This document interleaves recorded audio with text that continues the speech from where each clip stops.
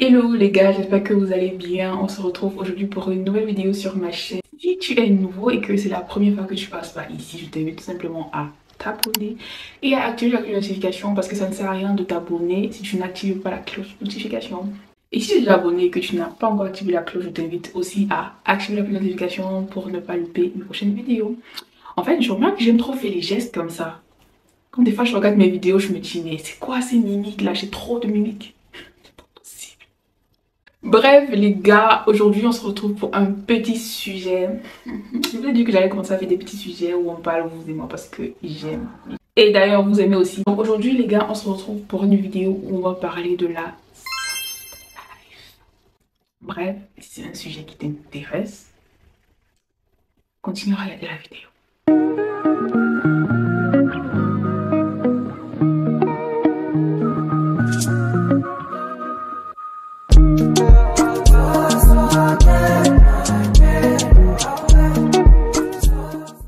Donc les gars, aujourd'hui je vais vous donner mes tips pour vivre une soft life.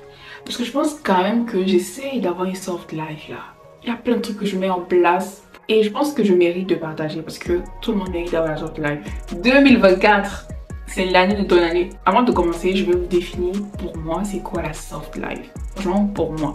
Moi la soft life je la définis en une phrase. C'est profiter de la vie et non subir la vie. Surtout profiter quand il est encore temps. Pour moi, c'est ça la définition de la soft life.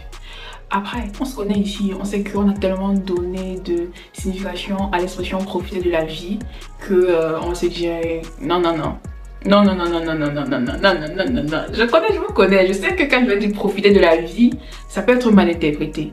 C'est justement la raison pour laquelle je vais vous partager les tips que je mets en place, que j'essaie de suivre pour avoir une soft life. Avoir un esprit de gratitude et vivre l'instant présent. Pourquoi est-ce que pour moi c'est un point important pour avoir la soft life? Je pense qu'en fait quand tu es dans un esprit de gratitude, il y a plein de trucs sur lesquels tu passes. Pour moi je pense que la gratitude a tellement un pouvoir excellent. En tout cas dans mon cas, moi la gratitude ça me permet d'avoir un esprit en paix, d'avoir un esprit libre. Quand il y a une situation et que généralement je suis plutôt dans un état de gratitude, je ressens tellement la différence que quand je suis dans un état de plainte. Je pense qu'il est très important de trouver toujours un moyen d'être reconnaissant dans les situations qui arrivent. D'ailleurs, je suis très bien placée pour vous dire que c'est facile à dire et que c'est difficile à vivre. Mais je pense sincèrement que quand on est dans cet état-là, on est plus libre, en paix, on n'est pas soucieux. Et ça, la soft life en fait. Moi, c'est ça la soft life, c'est éviter de subir la vie. Et je sais que je ne subirai pas la vie jusqu'à la fin de mes jours. C'est très important de vivre l'instant présent. Profitez des instants présents, surtout des instants précieux que vous passez avec les gens, que vous vivez. Franchement, profitez de l'instant présent. On ne le dit pas assez, mais je vous assure que c'est très important.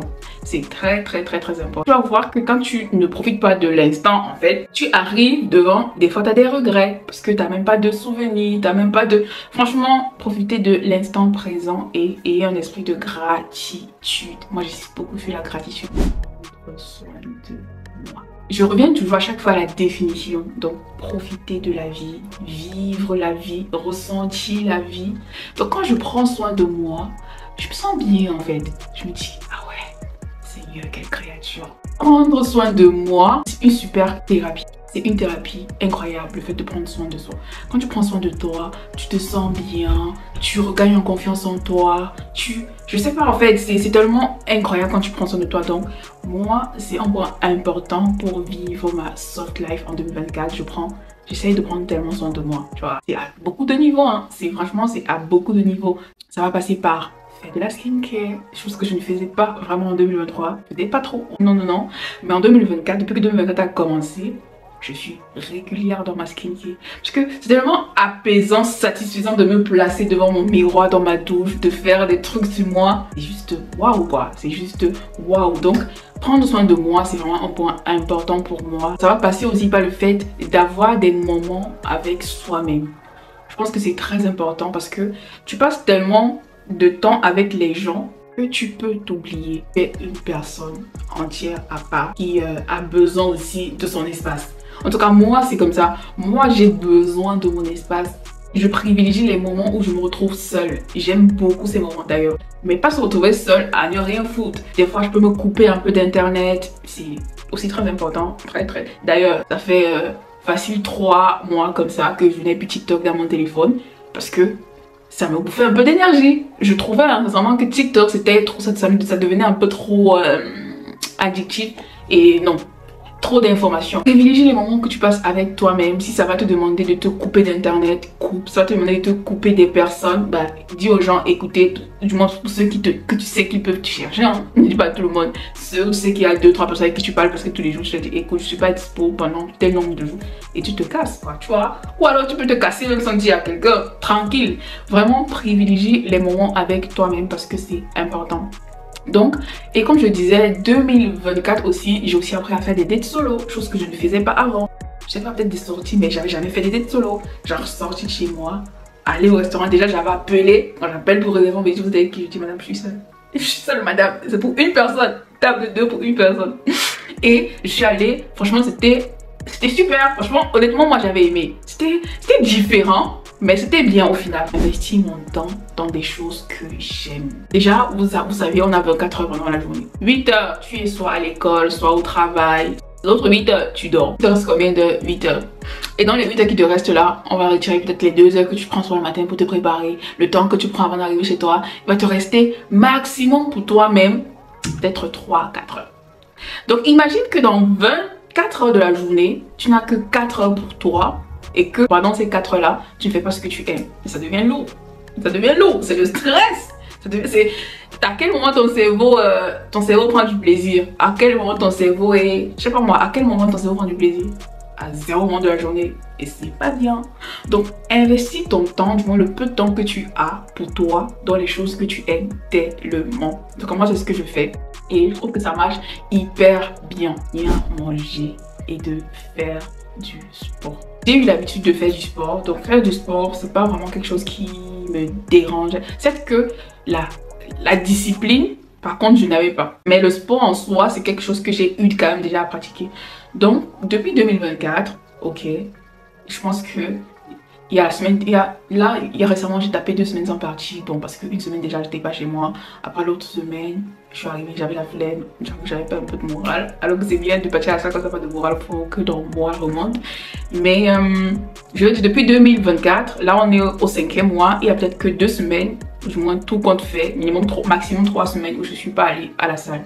Donc le sport, c'est quelque chose que je trouve qui est tellement bien pour la soft life. Parce que le but de la soft life, c'est d'être paisible, d'être comme ça, comme un poisson dans l'eau, sans rien qui te tracasse. Et le sport, c'est hyper important parce que le sport, ça te permet de te déstresser de ouf. C'est incroyable comment des fois, j'ai pas le moral, j'ai pas le mental, des trucs qui m'énervent et tout, et que je décide de sortir aller faire du sport. Et quand je rentre à la maison, c'est comme si j'étais renouvelée en fait. C'est comme si j'ai laissé le problème là, je ne sais pas où. Bref, je peux pas me venger en fait. C'est comme si tu vas te venger à la salle. La salle, tu peux pas jeter ta colère. Et c'est juste incroyable. Franchement, les gars, faites le sport. Pas forcément aller à la salle, mais juste faites de la marche en fait. La marche aussi, c'est hyper bien. Récemment, j'ai commencé la marche. D'ailleurs, j'étais trop fière de mes prouesses. Parce que je trouvais que c'était quand même une alternative pour les jours où je ne vais pas sport et tout. La marche aussi, c'est hyper bien. Je fais 30 minutes de marche, 45 minutes de marche, ou bien en rentrant du travail, en rentrant de l'école, tu te dis je prends pas la voiture, je prends pas le taxi, je marche et tu vas voir le bien de fou que ça va te faire. Donc franchement les gars, faites une activité sportive, c'est tellement bien pour le mental, c'est tellement bien. Et quand on dit sport, on dit alimentation à côté.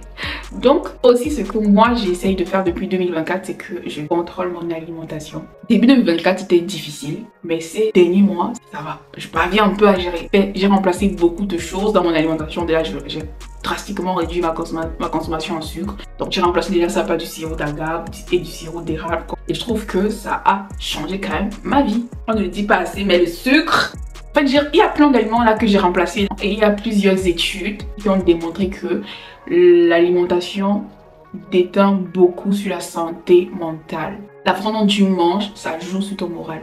Ça veut pas forcément dire que tu seras frustré, machin, tu vas manger des salades, machin, tu vas dire non.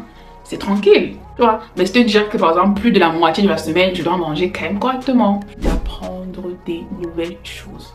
C'est très important d'être tout le temps en quête de nouvelles connaissances, nouvelles techniques de faire ci, de faire ça. Donc de manière générale, c'est très important d'apprendre toujours de nouvelles choses parce qu'on ne sait jamais et parce que ça flatte ton ego aussi. Voilà, en tout cas moi c'est ce que ça me fait quand j'apprends des nouvelles trucs, ça flatte tellement mon ego et ça me met ici. C'est-à-dire que j'ai de la fierté quand je dis je sais faire ça, je sais faire ça, je sais aussi faire ça, je sais aussi faire ça, je sais aussi faire ça.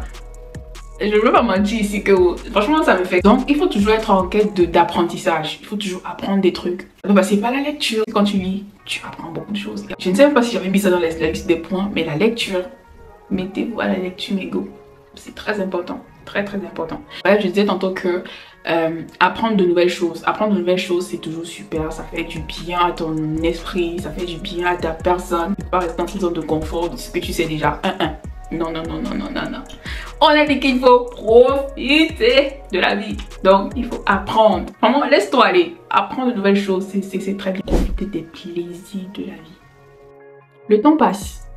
Le temps passe tellement, on ne le voit même pas passer en plus, mais le temps passe. Le temps passe tellement que si tu ne profites pas de la vie, je pense, tu verras tes années de jeunesse passer devant tes yeux. Malheureusement, c'est ce qui arrive le plus souvent. On est tellement pris, tellement occupé qu'en fait, on ne profite pas de la vie, qu'on ne jouit pas de la vie en elle-même.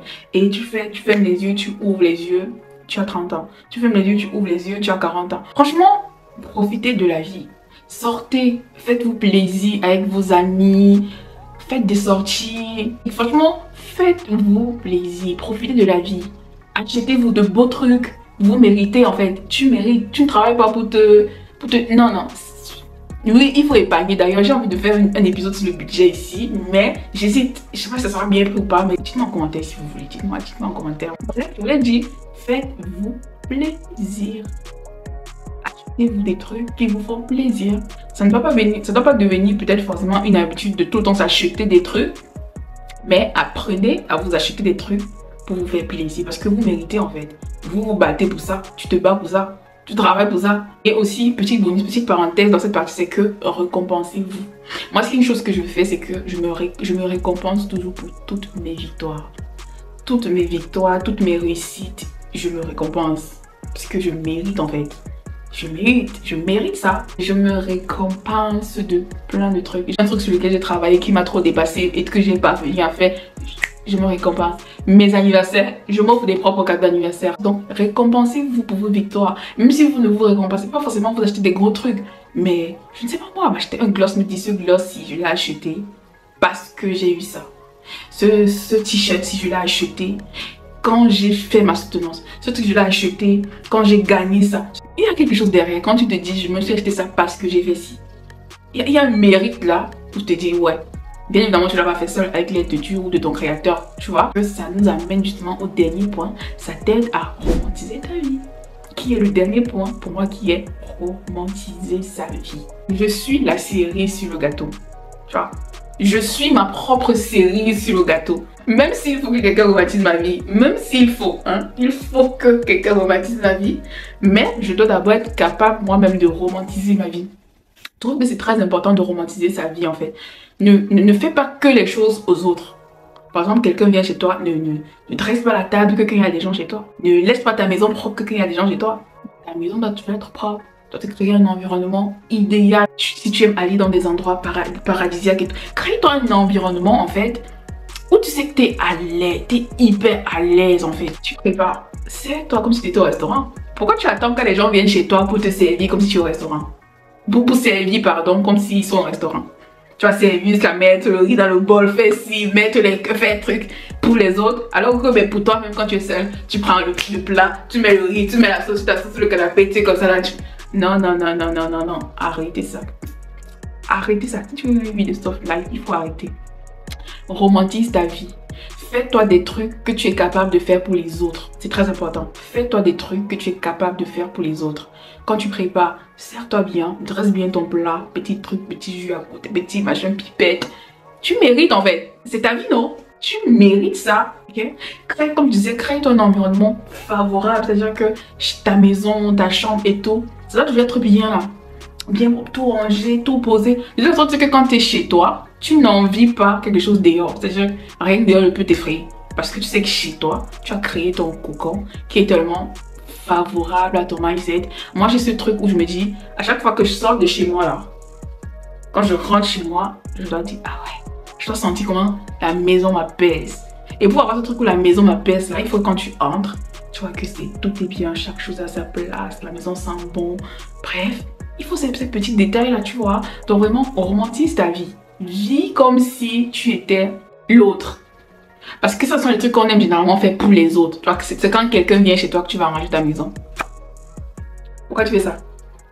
C'est quand tu sais que quelqu'un vient chez toi que tu arranges ta maison. Quand toi-même tu es seul là, tu n'arranges pas. Eh? Pourquoi? Donc vis comme si tu... Je veux dire, fais-toi plaisir au même niveau et même plus que ce que tu veux faire à l'autre en fait. Si tu sais que comment tu fais souvent plaisir aux gens, bah reproduis ça chez toi. Parce que des fois on se délaisse au profit des autres, ce qui n'est pas bien. Bref. On va aller dans tous les sens dans cette vidéo. Déjà, si je commence à développer cette petite partie-là, j'espère que cette petite vidéo vous a plu et que vous allez prendre ces petits tips au sérieux pour avoir une soft life en 2024, tout simplement. En tout cas, moi, j'essaye d'appliquer tout ça au quotidien pour avoir une vie hyper tranquille. N'hésitez pas à liker, à commenter et bien évidemment à partager si c'est un sujet qui vous a plu, bien évidemment. Donc, dites-moi en commentaire si les tips que j'ai cités là, vous faites déjà ça. Ou bien s'il y a quelques-uns que vous faites déjà et tout. Et s'il n'y a pas, dites-moi aussi si il n'y a pas. En tout cas, on se dit à la semaine prochaine les gars pour une nouvelle vidéo. Non, abonnez-vous d'abord. Abonnez-vous. On se dit à la semaine prochaine les gars pour une nouvelle vidéo. Sur ce, prenez soin de vous. Allez, bisous. Bye bye.